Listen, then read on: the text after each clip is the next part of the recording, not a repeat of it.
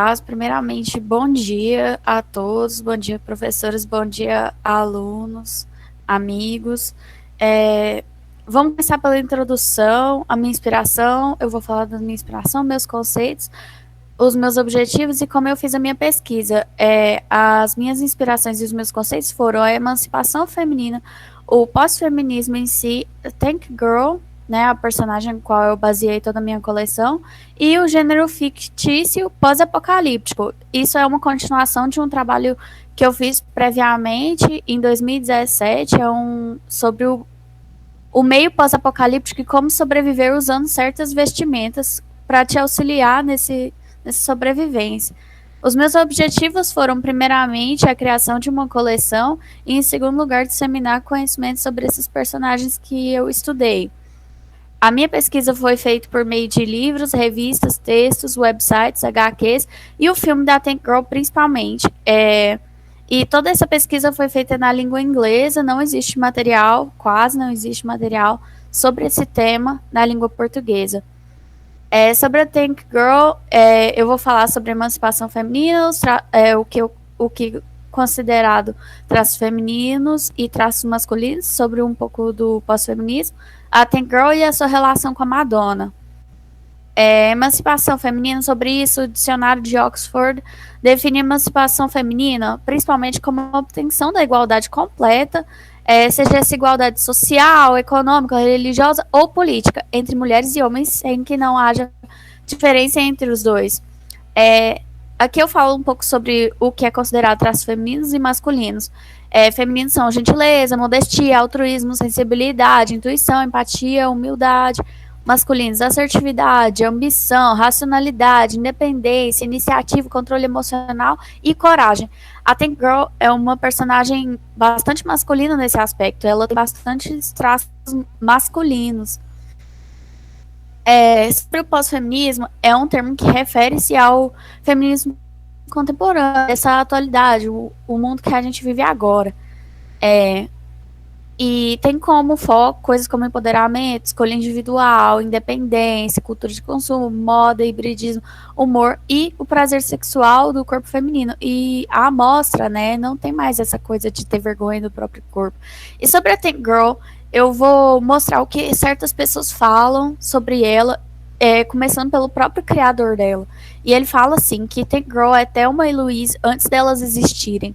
Ela era Mad Max, projetada por Vivienne Westwood, Action Man, projetada por Jean-Paul Gaultier. E esse é o Jamie Hewlett, ilustrador da Tank Girl. Outro personagem que tem uma opinião da Tank Girl foi o sargento que treinou ela para o exército, o Sergeant Small Unit. E ele fala assim, que o nome dela era Tank Girl, e ela era o tipo de pessoa que deixaria os pelos pubianos do seu desodorante roll-on. O tipo de pessoa que merece ser amarrada entre duas ogivas nucleares e depois assassinada. Eu a treinei, a ensinei tudo sobre tudo que sabe, e ela ainda não tem nenhum respeito por mim. Ela é imune ao medo e imune à morte. Como vocês podem ver, a opinião dele não é muito positiva, certo? E esse é o chefe de uma tribo indígena.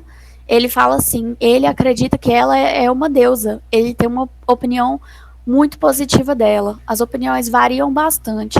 Ela é poderosa e de tal energia vem toda a criação, todas as coisas novas, todas as coisas que brilham.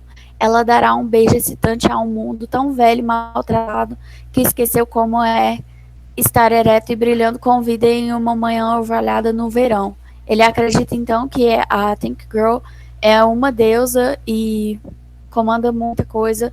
Sua tribo endeusa ela. A Tank Girl e sua relação com Madonna, elas meio que surgiram na mesma época. A Madonna ganhou sua fama nos anos 90, Tank Girl surgiu nos anos 90 também. A relação de Tank Girl com o pós-feminismo se dá por conta de seu empoderamento, independência, moda, humor, prazer sexual do corpo feminino. Igual eu falei sobre o pós-feminismo anteriormente, Tank Girl se assemelha bastante também com o ícone Madonna fisicamente e com esses conceitos, né, do pós-feminismo. Acredita-se que ela foi baseada na Madonna.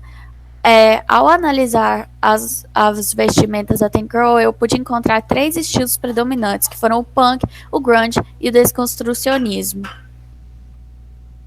Aqui eu demonstro onde eu encontrei essas coisas, por exemplo, as vestimentas rasgadas, né, que se remete ao punk, desconstrucionismo e o grunge ao mesmo tempo. Ela mesma se cheirando, fedida, né? Grunge é sujeira, é fedor, é todas essas coisas, é grime.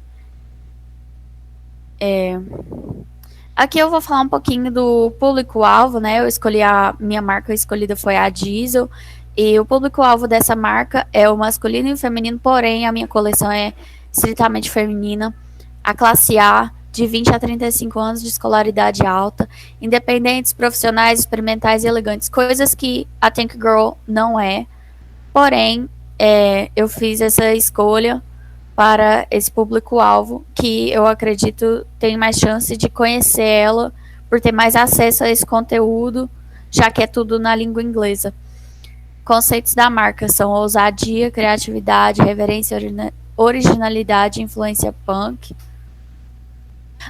Para fazer a cartela de cores da minha coleção, eu peguei algumas cores de uma imagem popular da Tank Girl, uma das primeiras que aparece ao pesquisar o nome dela, extraí as principais e depois peguei as cores tendências da Pantone que eu encontrei no seu website do inverno 2020-2021 e eu fiz uma relação com essas cores e resolvi fazer o uso dessas cores da Pantone que são muito similares às cores que eu extraí. E depois eu fiz uma relação entre as tendências da Vogue e as tendências que eu encontrei na vestimenta da Tank Girl, que é o punk, dominatrix e a mudança climática, que a Vogue ditou, né? A escolha de tecidos foi o veludo, a sarja e a malha.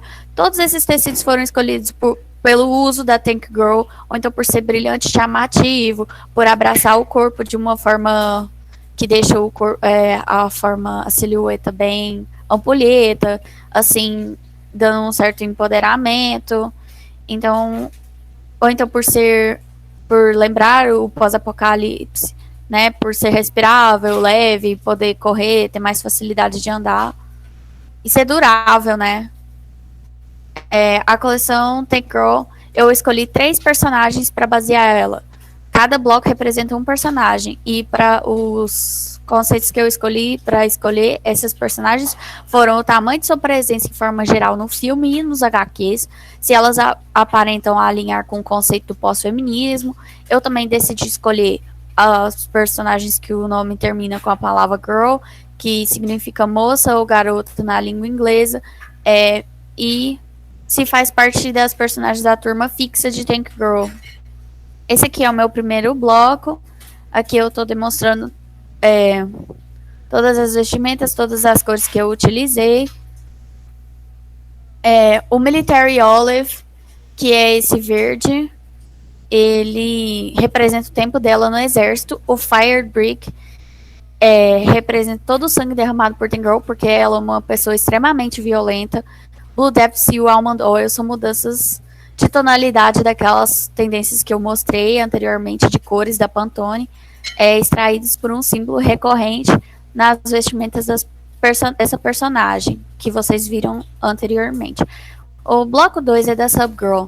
É uma personagem extremamente complicada que sofreu um abuso muito grande. E o Blue Depths e o Fire Brick e Almond Oil são todas cores usadas no símbolo recorrente da Tank Girl, porque ela idolatra a Tank Girl. Ela já tentou imitar a Tank Girl de forma que elas ficaram quase idênticas, já cortou o cabelo igual a ela, fez tudo igual a ela, idolatra muito, é muito amiga dela. Isso aconteceu no Tank Girl, Two Girls, One Tank. Bloco 3, Jet Genius, é sobre a Jet Girl. Aqui está. O Military Olive representa também seu tempo no exército. Meteorite e o Almond Oil representam o amor da personagem pela Twiggy. Ela é apaixonada na modelo Twiggy.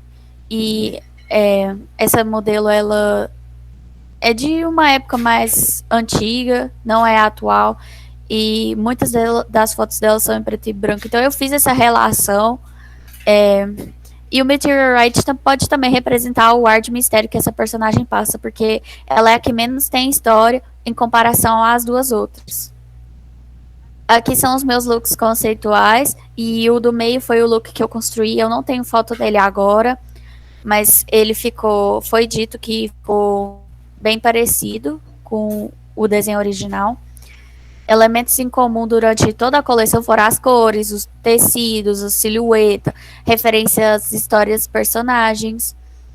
E eu fiz uma revivência do espartilho barra corset, que representa a luta feminina e a escolha de não usá-lo ou não, remetente ao pós-feminismo, e referências aos estilos e tendências que eu encontrei durante a minha leitura dos HQs.